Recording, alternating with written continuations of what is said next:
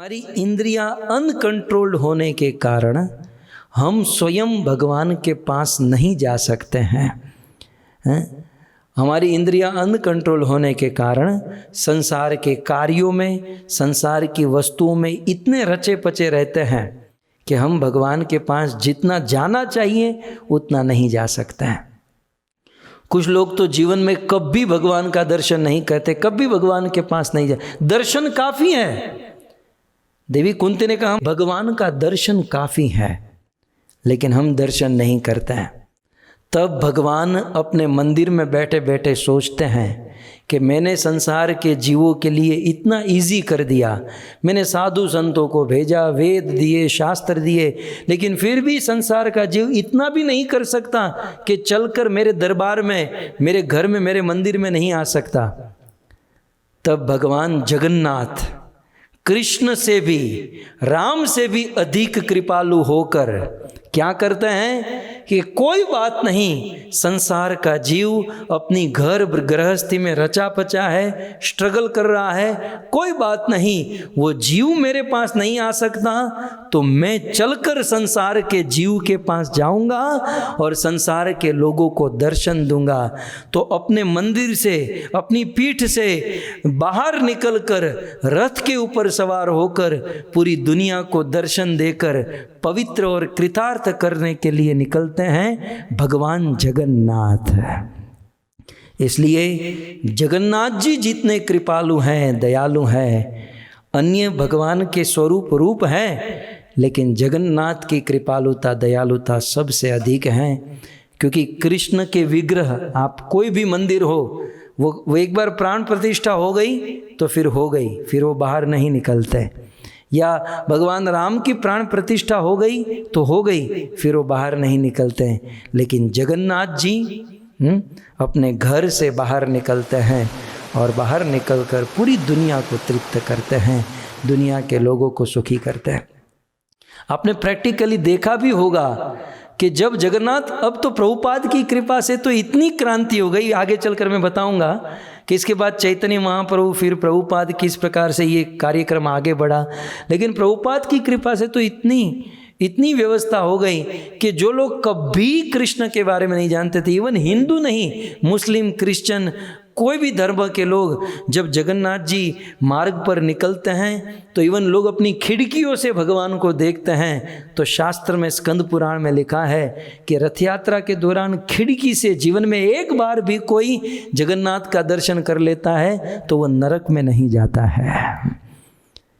कितने कृपालु है भगवान जगन्नाथ, अपने घर से निकलकर संसार के जीवों को दर्शन देने आते हैं। तो भक्तों, सबसे अधिक कृपालु, अब देवी देवताओं का तो कोई यहाँ स्टेटस ही नहीं है। जैसे मैंने कहा कि कृष्ण अधिक कृपालु हैं, राम अधिक कृपालु हैं, देवी देवता को तो छोड़ ही दीजिए, क्योंकि वो तो बहुत बहुत मेहनत कराते हैं और देते हैं बहुत कम। लेकिन जगन्नाथ जी जितनी कृपा करते हैं उतना और कोई नहीं करते। और ऐसे जगन्नाथ जी की कृपा आषाढ़ महीने की द्वितीया के दिन, आषाढ़ी बीज के दिन रथ यात्रा होती है और रथ यात्रा के माध्यम से सबको ये कृपा दी जाती है। तो हम लोग रथ यात्रा के विषय में थोड़ा सा श्रवण कर रहे थे। थोड़ा सा रथ के विषय में बता दूं, स्मरण आ रहा है, जानना है? रथ यात्रा में जगन्नाथ जी के रथ के विषय में 3 रथ होते हैं, जगन्नाथ, बलदेव और सुभद्रा। सबसे पहले जगन्नाथ, बलदेव और सुभद्रा, ये 3 जो रथ हैं, ये 3 दुनिया के सबसे बड़े रथ हैं। कितना भी बड़ा आदमी कोई कार लेकर निकलेगा तो इतनी बड़ी कार किसी के पास नहीं है जितनी जगन्नाथ जी के पास है। क्योंकि ये कोई एक स्टेट के या एक देश के मालिक नहीं, ये पूरे जगत के नाथ है।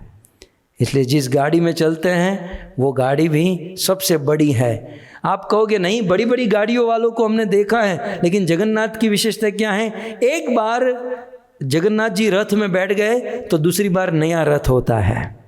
ऐसा आदमी तो आपको नहीं मिलेगा कि एक बार कोई कार में बैठा तो फिर दूसरी बार नई कार में बैठेगा। जगन्नाथ जी प्रत्येक टाइम, एक तो साइज में भी बड़ा रथ है और प्रत्येक बार वो नए नए रथ पर बैठते हैं। सो दुनिया की सबसे बड़ी सवारी है। और ये 3 रथ होते हैं, एक जगन्नाथ जी का, एक बलदेव जी का और एक सुभद्रा जी का। जगन्नाथ जी का जो रथ है, उस रथ बनाने का अधिकार है वंशानुगत, वंश परंपरा में स्पेशल जिनका अधिकार है वे ही रथ बनाते हैं।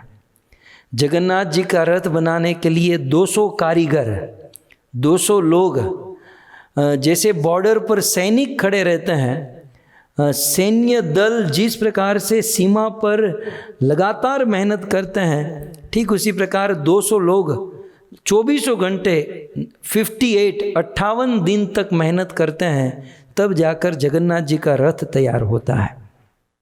तो 200 लोगों को 58 दिन लगते हैं रथ बनाने के लिए। जगन्नाथ जी का जो रथ है उसके पहिए कितने होते हैं? हम कहते हैं ना 4 wheel, 2 wheel, 3 wheel, 4 wheel, 6 wheel. तो ये 3 रथ हैं, जगन्नाथ, बलदेव और सुभद्रा। जगन्नाथ जी का जो रथ है उसमें 16 पहिए हैं। पहिए माने चक्के। जगन्नाथ जी के रथ में 16 पहिए होते हैं, बलदेव जी के रथ में 14 पहिए होते हैं और सुभद्रा जी के रथ में 12 टायर होते हैं, पहिए। रथ की ऊंचाई, पहिए की ऊंचाई कितनी होती है? जगन्नाथ जी के रथ के पहिए की ऊंचाई, ये टायर की, अभी तो टायर चल रहा है, जगन्नाथ जी के रथ के चक्के की पहिए की ऊंचाई 6 फीट है। बलदेव जी के रथ के पहिए की ऊंचाई 6 फीट 8 इंच और सुभद्रा जी के रथ के पहिए की ऊंचाई भी 6 फीट 8 इंच। यदि मन में प्रश्न हो तो फिर रथ की ऊंचाई कितनी होगी? तो जगन्नाथ जी के रथ की ऊंचाई 45 फीट 6 इंच। 45 फीट माने 4-5 माले का बिल्डिंग हो गया, मतलब 5 माले का बिल्डिंग ही चलता है रथ के रूप में। तो जगन्नाथ जी के रथ की ऊंचाई 45 फीट 6 इंच, बलदेव जी के रथ की ऊंचाई 45 फीट और सुभद्रा जी के रथ की ऊंचाई 44 फीट 6 इंच। रंग भी जान लीजिए थोड़ा सा। जगन्नाथ जी का जो रथ है, उस रथ का रंग पीले वर्ण का होता है। रथ के ऊपर जो कपड़ा होता है, जगन्नाथ जी के का जो रथ है वो पीले वर्ण का होता है। बलदेव जी का जो रथ है वो नीले और लाल रंग का होता है और सुभद्रा जी का जो रथ है वो काले और लाल रंग का होता है, क्योंकि काला रंग जो है शक्ति का स्वरूप है। तो इस प्रकार सुभद्रा जी का रंग काला और लाल। अच्छा, रथ के घोड़े का नाम और घोड़े का रंग कौन सा है? जगन्नाथ जी के रथ में जो घोड़े लगते हैं वो सफ़ेद रंग के हैं, बलदेव जी के घोड़े काले रंग के हैं और सुभद्रा जी के घोड़े लाल रंग के हैं, है ना। भगवद गीता में कहा है ना, कृष्ण का रथ जब आया और कृष्ण और अर्जुन, तो तत श्वेते हये युष्वे, वो घोड़े कैसे थे? श्वेत, सफ़ेद वर्ण के। अच्छा, जगन्नाथ जी के रथ में 4 घोड़े लगे हैं। उस घोड़े का नाम है शंख, बलहाका, श्वेता और हरियश्वा। बलदेव जी के रथ में भी 4 घोड़े लगे हैं। उस घोड़े का नाम है तिबरा, घोरा, दीर्घश्रम और स्वमानव। और सुभद्रा जी के रथ में 4 घोड़े लगे हैं। उस घोड़े का नाम है रोचिक, मोचिक, जीत और उपराजित। अब आगे रथ के चलाने वाले सारथी का नाम सुन लीजिए। जगन्नाथ, बलदेव और सुभद्रा जी के रथ को चलाने वाले सारथी का नाम, जगन्नाथ जी का रथ दारुक चलाते हैं, बलदेव जी का रथ मालती नाम के सारथी चलाते हैं और सुभद्रा का रथ अर्जुन नाम के सारथी चलाते हैं। ये तीनों रथ की ध्वजा के नाम भी सुन लीजिए। जगन्नाथ जी के रथ की जो ध्वजा है वो त्रैलोक्य मोहिनी, बलदेव जी के रथ की ध्वजा है वो उन्नानी और सुभद्रा जी के रथ की जो ध्वजा है उनका नाम है नाद अंबिका। नाद अंबिका। ये तीनों रथ के रस्सी का नाम भी सुन लीजिए। 50 बार रथ यात्रा किए होंगे लेकिन आज तक ये सब नहीं पता होगा। जगन्नाथ, ये तीनों रथ के रस्सी का भी नाम है। और ये सारी चीज़, अब मेरे पास समय नहीं है तो एक एक पॉइंट पर एक एक प्रवचन हो सकता है कि किस प्रकार इनका नाम ये हुआ, किस प्रकार से डिटेल। तो तो तीनों रथ के रस्सी का नाम, जगन्नाथ जी के रथ की रस्सी का नाम है शंखचूड़, बलदेव जी के रथ की रस्सी का नाम है बासुकी, और सुभद्रा देवी के रथ की रस्सी का नाम है स्वर्णचूड़। कंफ्यूज मत होइएगा, जगन्नाथ जी शंखचूड़, सुभद्रा जी स्वर्णचूड़ और बलदेव जी वासुकी। जब ये तीनों रथ चलता है तो तीनों रथों के ऊपर देवी देवता और भगवान के कुछ अवतार कार्विंग किए गए हैं। हालांकि ये द्वापर युग में जब जिस विश्वकर्मा ने कृष्ण, बलराम और सुभद्रा के लिए रथ बनाया होगा उस पर ये कार्विंग किया था, तो आज भी जगन्नाथ, बलदेव और सुभद्रा के रथ के ऊपर कुछ भगवान के अवतार, कुछ देवी देवता को लगाया जाता है। जगन्नाथ जी के रथ के ऊपर वराह, गोवर्धन, कृष्ण, गोपी कृष्ण, राम, नारायण, त्रिविक्रम, हनुमान और रुद्र, इतने कार्विंग या इतनी मूर्तियाँ जगन्नाथ के रथ के ऊपर होती हैं। बलदेव के रथ के ऊपर गणेश, कार्तिकेय, सर्वमंगल, प्रलंबारी, हलयुध, मृत्युंजय, नटवर, मुक्तेश्वर और शेष। और सुभद्रा जी के रथ के ऊपर चंडी, चामुंडा, उग्रतारा, शाली दुर्गा, वराही, श्यामकाली, मंगला और विमला। ये वही विमला देवी हैं जिनकी आशीर्वाद कृपा से भक्ति सिद्धांत सरस्वती महाराज का जन्म हुआ, भक्ति विनोद ठाकुर की कृपा से, उनके मांगने से। प्रश्न ये भी हो सकता है कि हम जब कोई घर खरीदते हैं तो कौन सा फेसिंग है, कौन से किस मुख पर, ये उसका फेसिंग क्या है? तो जगन्नाथ जी के रथ का मुख फेसिंग जो है वो नंदी मुख है। जगन्नाथ जी का जो फेसिंग है वो नंदी मुख है। बलदेव जी का जो फेसिंग है वो हल मूसल का है। बलदेव जी का केतुभद्र और सुभद्रा का भक्ति सुमेधा, ये फेसिंग है। जगन्नाथ जी का नंदी मुख, बलदेव जी का केतुभद्र और सुभद्रा का भक्ति सुमेधा, ये फेसिंग है ये। अब रथ के शस्त्र, तीनों रथों में शस्त्र होते हैं। जगन्नाथ जी के रथ में शंख और चक्र होता है, बलदेव जी के रथ में हल और मुसल होता है, और सुभद्रा देवी के रथ में पद्म और कलहार होता है। भक्तों, ये तीनों रथ 4000 टुकड़ों से बने जाते हैं, मतलब 4000 अप्रॉक्स 4000 पीस होते हैं, उसे जोड़कर ये रथ बनाया जाता है। अब थोड़ा सा डिटेल कहूँ, ज़्यादा नहीं लेकिन थोड़ा सा डिटेल कहूँ तो जगन्नाथ जी के रथ में 832 पार्ट्स लगे हुए हैं, एग्जैक्ट हैं ये। जगन्नाथ जी के रथ में 832 पार्ट्स लगे हुए हैं, बलदेव जी के रथ में 763 पार्ट्स लगे हुए हैं, और सुभद्रा के रथ में 593 पार्ट्स लगे हुए हैं। ये तीनों रथ के नाम भी बता दूं। जगन्नाथ जी के रथ का नाम है नंदी घोष, सभी भक्तों को याद होना चाहिए। जगन्नाथ जी के रथ का नाम है नंदी घोष, और अन्य नाम भी है जगन्नाथ जी के रथ का। पेट नेम है गरुड़ ध्वज और कपित ध्वज, लेकिन मुख्य नाम है नंदी घोष।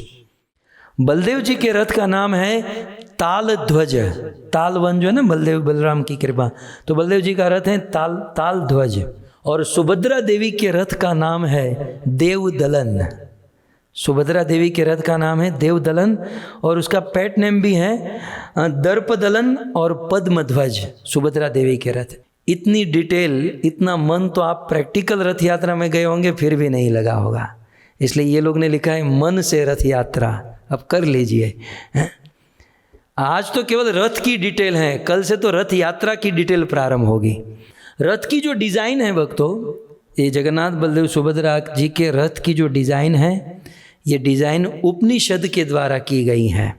जैसे उपनिषद में कहा गया ना कि मनुष्य का शरीर एक रथ के समान है, तो आप देखोगे जगन्नाथ जी का ऐसा रथ ऊपर से ऐसे नीचे करके नीचे, तो एक मनुष्य के रथ के समान किया गया है। जैसे शरीर एक रथ के समान, बुद्धि सारथी के समान, और मन लगाम और इंद्रियां घोड़े, तो इस प्रकार से ये डिज़ाइन उपनिषद के द्वारा की गई हैं। उस तीनों रथ के रक्षक, तीनों रथ को की रक्षा करने वाले एक एक रक्षक होते हैं। जैसे वैकुंठ के चारों कोने पर वैकुंठ की रक्षा करने के लिए शंकरषण, वासुदेव, अनिरुद्ध और प्रद्युम्न खड़े हैं, वैसे तीनों रथ के, जैसे वैकुंठ में जय और विजय खड़े हैं, वैसे तीनों रथ के रक्षक कहिए, सेनापति कहिए, या हमारी लोकल भाषा में सिक्योरिटी कहिए, तीनों रथ में एक एक रक्षक हैं। जगन्नाथ जी के रक्षक हैं गरुड़, बलदेव जी के रथ के रक्षक है वासुदेव, और सुभद्रा देवी के रथ के रक्षक है वासुदेव। बड़े बड़े देवता भी इन तीनों रथ से प्रभावित होते हैं और वास्तुशास्त्र और शिल्प कला से परिपूर्ण ये तीनों रथ बनाया जाता है। और ये रथ बनाने की शुरुआत अक्षय तृतीया से प्रारंभ होती है। पवित्र दिन से रथ बनाने की शुरुआत प्रारंभ होती है। प्रति वर्ष, ध्यान से सुनिएगा, प्रति वर्ष ये रथ नया बनाया जाता है। एक बार सवारी करने के बाद भगवान फिर से इस रथ पर नहीं बैठते हैं।